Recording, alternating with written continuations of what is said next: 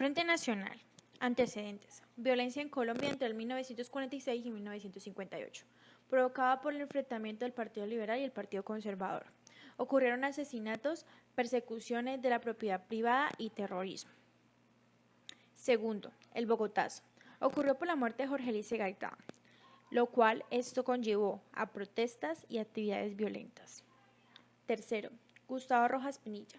Fue presidente de Colombia en el 1953 al 1957, al dar un golpe de Estado al presidente Laureano Gómez. Rojas quería obtener la paz para Colombia, pero no fue posible, así que sucedió protestas y oposiciones entre liberales y conservadores.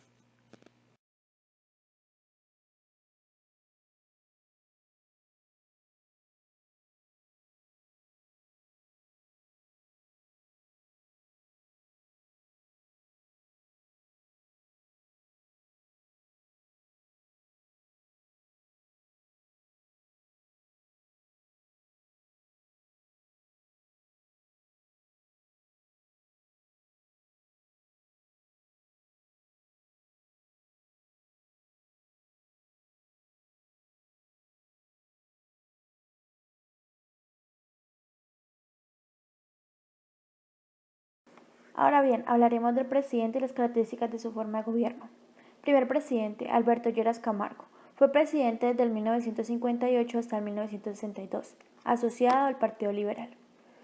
Su primera característica de gobierno fue la integración de Colombia a rastras de la estela del Imperio norteamericano. Segundo, creó los pretendientes y defendió las características del Frente Nacionalismo. Tercero, estableció el programa para la inserción de los guerrilleros que habían firmado la paz. Cuarto, fomentó la producción agrícola y industrial. Segundo presidente, Guillermo Valencia Muñoz. Fue presidente desde 1962 hasta 1966, asociado al Partido Conservador. Sus características de forma de gobierno fueron: primero, creó la Junta Monetaria. Segundo, creó la legislación laboral. Tercer presidente, Carlos Alberto Lleras. Fue presidente en 1966 hasta 1970, asociado al Partido Liberal. Sus características fueron: primero, impulsó la reforma agraria. Segundo, creó el Fondo Nacional del Ahorro. Tercero, creó el Instituto Colombiano del Bienestar Familiar. Cuarto, creó el Instituto Colombiano de Ciencia. Y quinto y por último, creó el Instituto Colombiano de la Cultura. Cuarto presidente, Misael Eduardo Pastrana. Fue presidente en 1970 hasta 1974, asociado al Partido Conservador. Sus características fueron: primero, la colombianización del patrimonio del país, y segundo, el impulso del sistema UPAC para fomentar la construcción de las viviendas.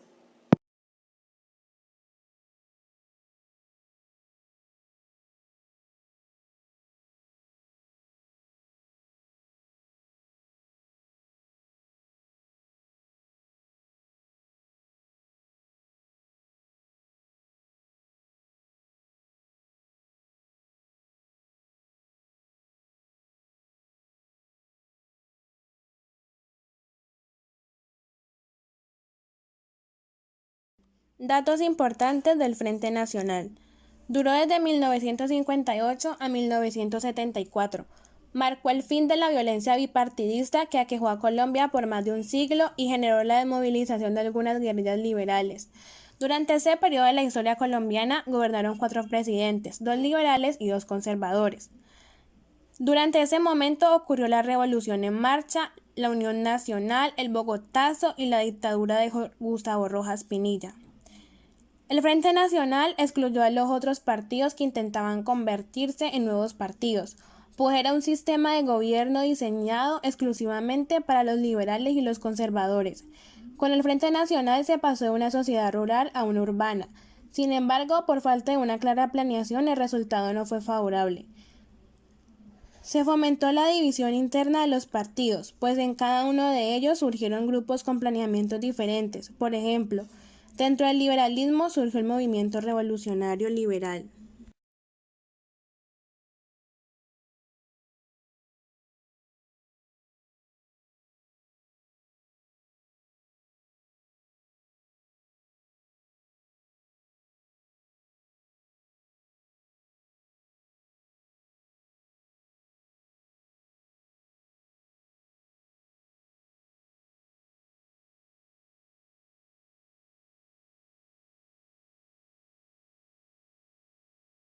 consecuencias que generó la desmovilización de algunas guerrillas liberales, al apaciguamiento de la violencia bipartidista. Pese a que durante y después de finalizar el Frente Nacional, continuaron muchos de los problemas económicos que en el país venían enfrentando antes de la instauración de la coalición.